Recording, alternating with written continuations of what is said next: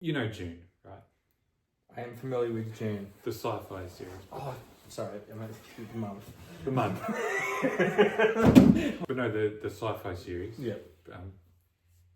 In that series, there are characters that have developed an ability that they call genetic memory. Yeah. So they're able to, in a sense, remember the memories of their ancestors. Yeah. And that goes essentially forever, as it's sort of depicted in the book. And I mean, right back to Adam, I think, in the book almost. Yeah. I think that's the way it's sort of like, you know, Yeah. portrayed is just like, well, I remember she bit the apple. yeah, well, one of the characters, so it's at 10,000 years in the future. Yeah. And one of the characters going like, "Oh, I remember Alexander the Great sort of doing this or that." Yeah. Like it's that sort of thing. And I guess my question is, would you use this ability, or would you want this ability? I mean, I definitely want it, but Because then you'll finally be special. yeah. I mean, I'd love the look at my ancestral memory, but I think it might just prove the point of my previous podcast where it's just like legitimately most of my ancestors, they would have lived and died and then worked in between those 2 points on a farm or something somewhere. Like, I'm not going to have the ancestral memory of Alexander the Great where I can be like, oh yes, that's right, that Glory. it's like, I remember the glory, Well, that's the reason I bring it up. Yeah. Is it's always made me, whenever I read Dune or watch one of the movies or something, I don't know, it just always makes me think about how we view history and how we view our own, specifically our family's history. Yeah. Like we talked about in the last one, your great-great-great-great-great-great-grandfather. You know virtually zero information about him. You might know the name, born, died, that's it.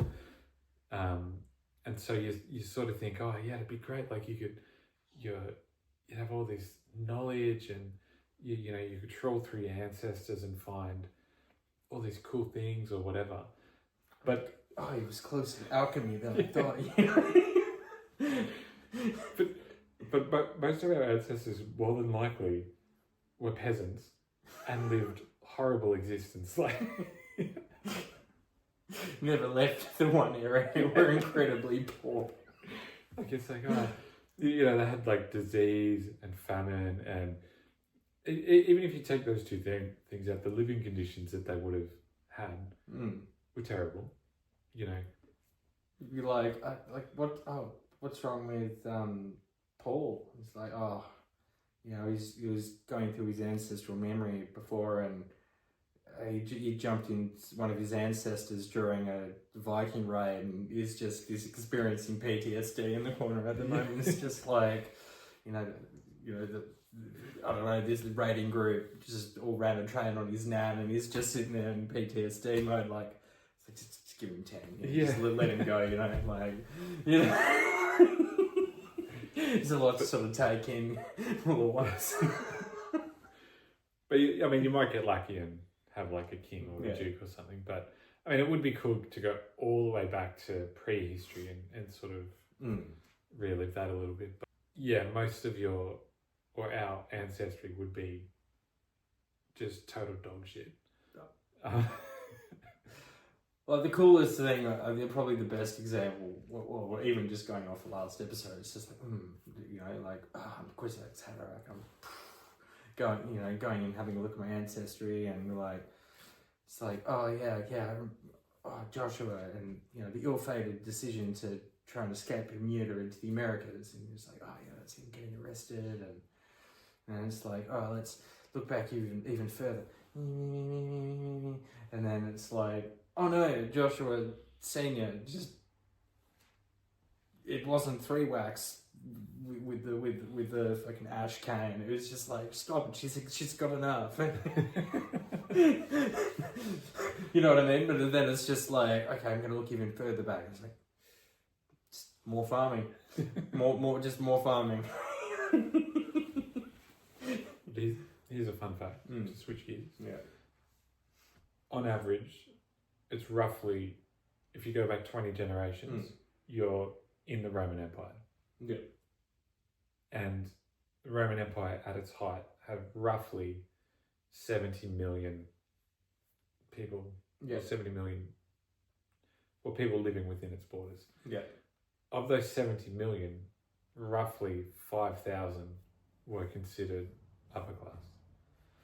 So, you know, most people that you remember, you're not going to remember, you know, dining with Julius Caesar. You're going to remember standing in the streets of Rome. Where's my bread? You're like, oh, think back to the Roman Empire and some like, you know, small province in Gaul, and you're just like, you're just cold. You just like, so you got your socks and sandals on. And you're like. Speaking of which, if you remembered back, would you understand the language, or would you just like have the memory and you hear the sounds, and you'd be like, "What are they talking about?" I think Dune completely falls apart if the language doesn't. It's sci-fi, so yeah, 100%. I just thought of that then. I've never. Yeah, like are they like they're talking in Latin, and you're like, what? He's, you know, just pausing. He's just like, he's like, Muad'Dib, what did you see? He's like, don't know. There's lots going on. I just had no context. If nothing else, it would be a good way to learn a language, just a dead language. What did you learn? I learned Scythian. Okay. Someone speak that? Nope.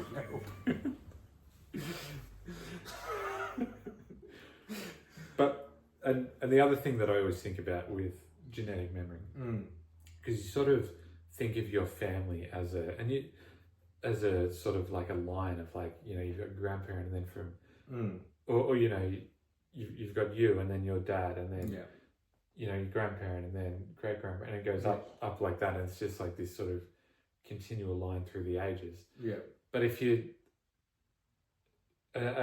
kind of think about it, it's like you've got two parents. They obviously have four. You got 4 grandma. Then the next generation's 8 and 16, 32, and so on. So you only have to go back not many generations, and you've got thousands of ancestors. I think that's the idea with an ethnicity, or like as a country group. It's like in, I don't know, somewhere like Sweden, Norway, Iceland, whatever. It's like within 12 generations.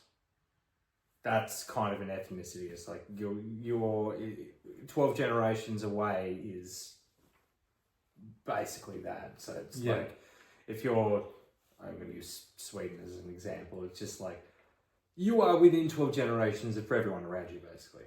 You know, it's not, you wouldn't say you're the same family, but it's like, your countrymen.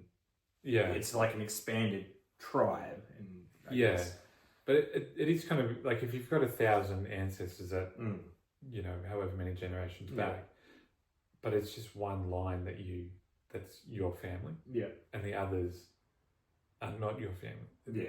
Or not your family line. And, well, I mean, even when we were just doing my thing before, we followed all the Richards and Joshua's, or Joshua Patmore's all the way sort of down from, you know, 1690 or whatever. And that was one line, but on every line the person had between 7 and 13 children. But so that's all gone off that way, but you're following one line. But that's what I'm saying. It wouldn't be one line, because like if you've got 1,000 ancestors, your dad also has 1,000 ancestors, and so on. And so the line, it's just like essentially it's just like an arbitrary sort of, this is my family and that's not my family. Yeah, exactly. But like, that would be for me. But I mean, like, if I was to use my prescient power and I could talk to Joshua, or my fucking cousin Chris, you know, my uncle's son, he could also probably do that as well. Not even probably 100%. So it's not even a special thing. And so could 4 or 5 people on different, you know, 4 or 5 branches over in that other direction. They probably, you go back far enough and it's still like, you know, if everyone had prescience, it's like, oh, well, do you remember this? And it's like, well, yeah, I do, because I guess we're, you know, through that person, they're my ancestor as well, you know. It's like in America, if you think of, like the amount of people that claim like, well, my ancestors came over on the Mayflower. It's like, yeah, you're white. A lot of people did. Yeah, a lot of them did. That's how history works. Yeah. be sitting there, be like, well, my ancestors were on the first fleet to come to Australia. It's like yeah, but they were. It's not even a controversial thing to say. Yeah, but because it sort of ties into an idea or a belief or whatever you want to call it that I have about history. In that it's just a story that we say, and most people understand that. Like, history's a story. Like, I'll tell the story about this, or the story about this, and is it true or not? I don't know, but what I mean is, like, the way that we understand our own past is through storytelling, and the story creates the history, and the history creates the story. And if you apply that sort of family thing, like I was talking about, to say like a royal family or something, it kind of highlights what I'm talking about. Like, I don't know, pick a royal family, like the Windsors or something. You've got King Charles, and then you got his mum, and then and his dad, and then it as you go back and it splits further and further, it's like, but these guys, they're not part of the Windsor royal family, but these guys are. And it's the only reason these guys are in and these guys aren't is because of the story that the royal family tells, and the story that everyone else in England or the UK tells about the royal family, and they all believe that story, which creates a history, but also that creates a story. Even when you're, I mean, that's 100% correct, but even several weeks ago when you were talking about the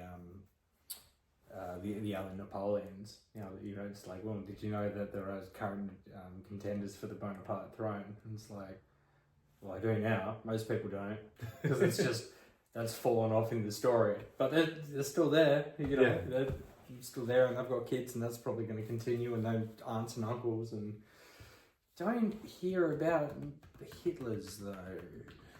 No, I think what they're doing these days. I think the Hitler was the last Hitler.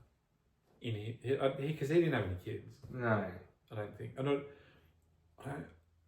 no idea if he had like brothers or siblings, and if they had. Probably didn't do. World War One was not very good. World War One was not good for young men. Their survival rates, and then if any of the Hitlers did survive, World War II was catastrophic to their reputation.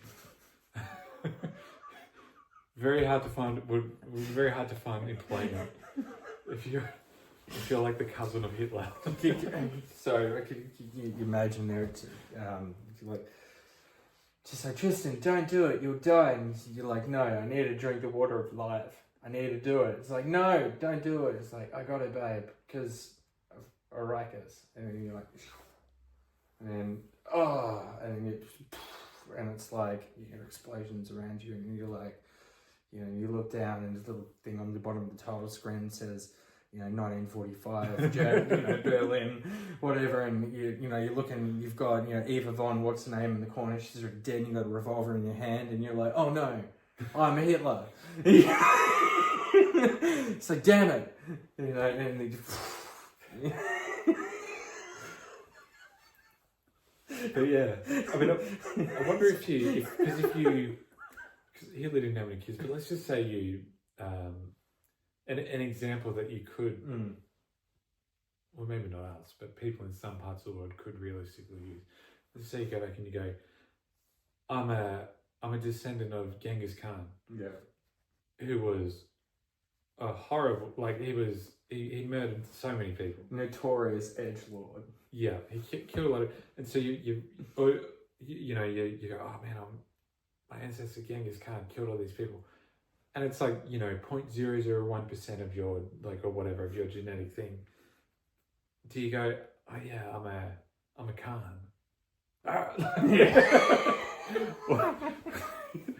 Because do you find Americans do this though? Like you hear them talking, it's just like, well, I'm an American, but I'm a fifth generational, Irish, you know what I mean? It's just like, I'm actually Irish American, but the fifth one on my grandfather's side, and you're like, because I was going to, not to get too political, but there's people that say in America or elsewhere that they've got one ancestor sort of 5 generations back that are Native American or something, and they're like, that's my tribe or whatever, but it's by the same logic we've been talking about. It's like I just don't understand how that works. Well, it's like I've got the blonde, blue-haired friend that I always like using the example of, whose grandmother was an Aboriginal, whatever, and he's very much embraced that identity. But I'd love to sort of give him like the water of life sort of Paul Atreides thing, and it's just like, so this is your opportunity, mate. Tell us about pre the white man, pre the first fleet. And he's like, no worries. And then he goes, I see nothing. It's like, that's not a shock. I think you've just identified. You know what I mean? Like, but yeah, a less political example would be like you said, where people are like, my great uncle was Irish, so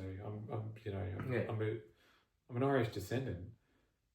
It's like, but he's Irish. The other guy was English. She's Finnish. And it's just like, I think at a certain point past your say great grandparents, it's kind of pointless or irrelevant to talk about your family in the sense that that they're associated with, or the place, to talk about it in the same way as you would talk about like your parents or something. Maybe this is the controversy, which is just like ethnicity. Be like, well, so really, I should introduce myself as Australian. Never really done that. I'm always like, Tasmanian, because mainlanders, That's a typical Tasmanian. It's a thing, right? But also, like, I'm not, I'd say I'm culturally Christian, not practicing, but also I wouldn't have any issues with saying I'm an Englishman. I wasn't born in England, but like if my grandparents were English and everyone sort of came from England and was there in England, like I'm a Tasmanian, but I wouldn't say I'm 5th generation English. I'd be like, I'm English. I think you know what I mean? Like yes. I wouldn't say I was Scottish. That makes no sense at all. But if I was to say English, it's like, well, yeah, although you've never set foot there. I think that, just to sidebar a little, I think that probably changed, because I know what you're saying, because my ancestry is Dutch. Yeah. So it'd be like me, exactly the same as me saying I'm Dutch. I think that probably changed in the last 200 years, say, with the advent of a national identity, where I think previously to that, to say you're English or whatever, French or Dutch or whatever it was probably more associated with a culture or an ethnic group or, because back then as well, there was these sort of empires that, say, non-national empires that covered many different sort of ethnic groups and different cultures and that kind of stuff. And then with the, I guess, as nationalism became popular, you had your... And so I was about to put my arm up, but I learned better. I learned from last time. and we developed like this sort of national identity, and pretty much every country has a national identity. You find, and that's where I suppose you get your African American. So you're probably more closely associated with the national identity rather than the cultural one. So to say, I think these days to say I'm Dutch is probably incorrect because. Yeah. But if I said I've got Dutch ancestry, that's true.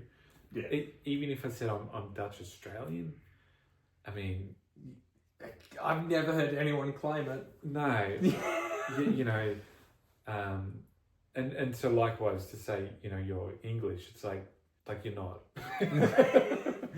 Well, I mean, but it's muddy though, because it's like my wife was born in the Philippines, was there for like 3 months or something before she moved to Australia. She's been in Australia longer than me. Australia is, I would say, is not an ethnicity, it's a melting pot in the same way as America is and stuff, right? So she's Australian, piece of paper and everything like that. But you'll also hear like, you know, if there's like like Bruno Mars comes on, or another Filipino sort of celebrity, she'd be like, oh, it's my people's. Right. So you know, like, so there is you can step backwards and forwards across that line, and she speaks Tagalog really well, better at English than me, whereas her sister, elder sister, doesn't speak Tagalog at all anymore, only speaks English, so that becomes a very strong Australian English speaking sort of thing in the future, and her kids are only going to do that, whereas if we have children, it will be that bilingual, and it'll be a Filipino Australian. I think we're still very close to it, if that makes sense. Yeah. That national, in 200 years' time, probably be way less of a question. It would just be Australian. Yeah. I wonder if it's slightly different as well, in that she's obviously from an Asian country, and which is a very different culture to you know, a Western country. So whereas we both come from Protestant stock, I guess. Yeah, from European. Sorry, European countries. So you know, so even though, like, you know, all the like English and French and German, and it's all like different. Yeah. It's kind of similar. It's from the same sort of. I see major differences between all of those, but like, we having a conversation with my wife, and she's just like, and white people. Yeah.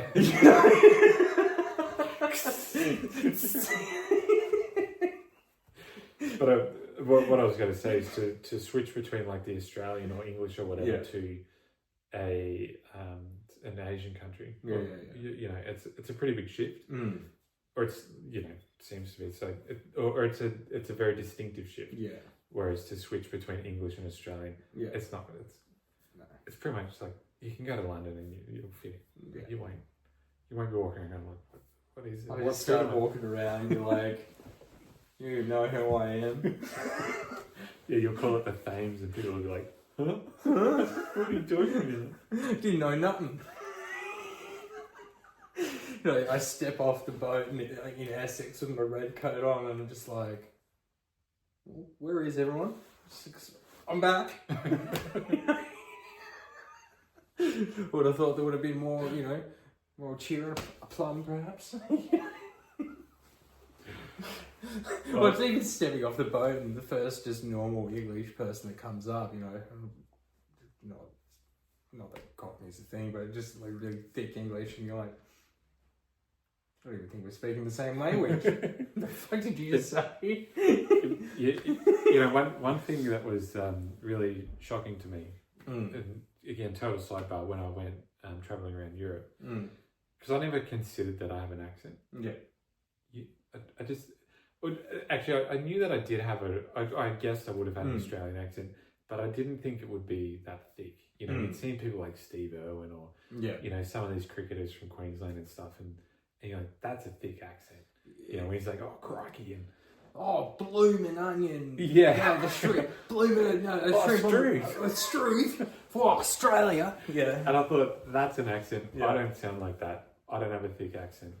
And then I went to, you know, London and around Europe and stuff. And even in England, people were like, you need to speak slower. What the fuck are you saying? Yeah. And I couldn't understand it.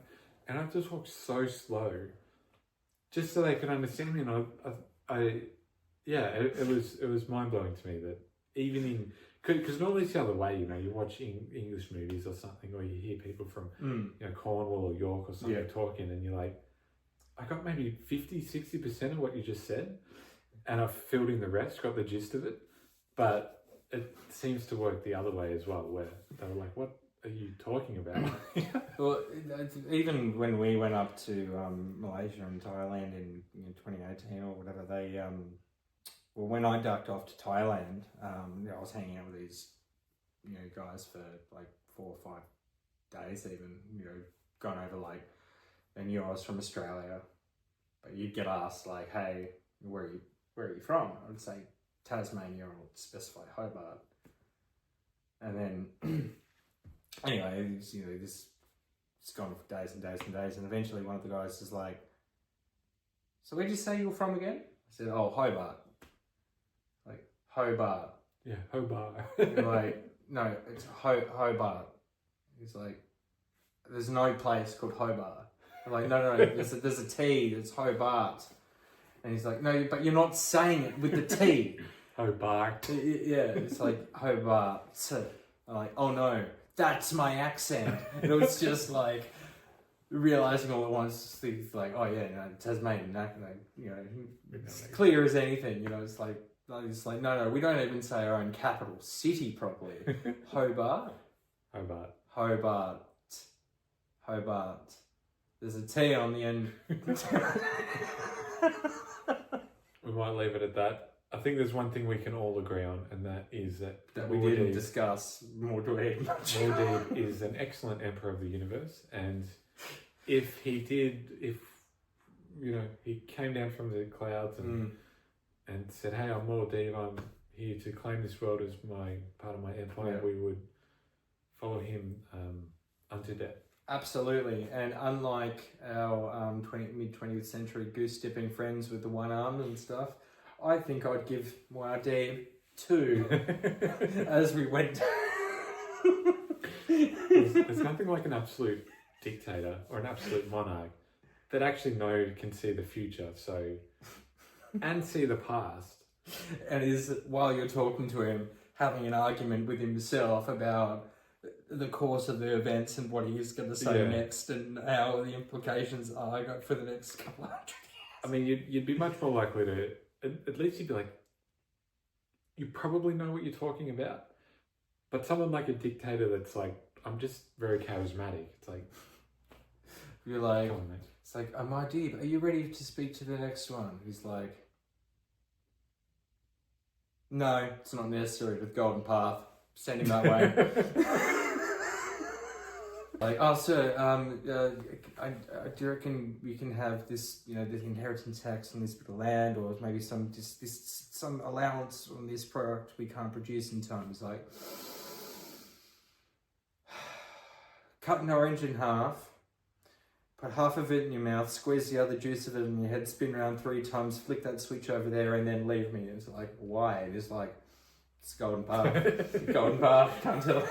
It's just